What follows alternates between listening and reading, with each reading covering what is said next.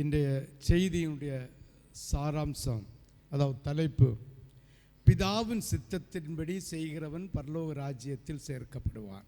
மத்தேயு 7வது அதிகாரம் 21வது வசனம். மத்தேயு 7:21. பரலோகத்தில் இருக்கிற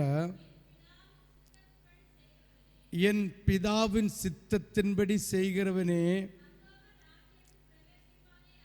பரலோக ராஜ்யத்தில் பிரவேசிப்பானே அல்லாமல் என்னை நோக்கி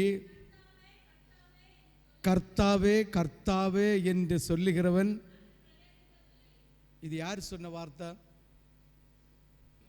ஹல்லேலூயா. ஆண்டவரை நோக்கி கர்த்தாவே கர்த்தாவே என்று சொல்லுகிறவன் எங்க போக மாட்டானா? பரலோகத்தில் போக மாட்டான். அப்படிதானே? பிதாவின் சித்தத்தின்படி செய்யாதவன் கர்த்தாவே கர்த்தாவேன்னு கூப்பிட்டா எங்க போக மாட்டாங்க? பரலோகத்துக்கு போக முடியாது. ஆனா பிதாவின் சித்தத்தின்படி செய்கிறவன் கர்த்தாவே கர்த்தாவேன்னு கூப்பிட்டு ஆகணும். அப்ப பரலோகத்தில் இருக்கிற என் பிதாவின் சித்தத்தின்படி அல்லாமல் ஒருவன் சுய சித்தத்தின்படி சுய யோசனையின்படி செய்கிறவன் தேவனுடைய ராஜ்யத்தில் போக மாட்டான். நான் இப்படி சொல்றேன். வார்த்தை யாரு? இயேசு. இயேசுன்னு யாரு? அவருக்கு மகிமை கொடுத்த பிதாவின் நாமம். ஆமென். நான் என்ன சொல்றேன்னா, வசனத்தின்படி ஒருவன் செய்யாதவன் பரலோக ராஜ்யத்தில் போக மாட்டான்.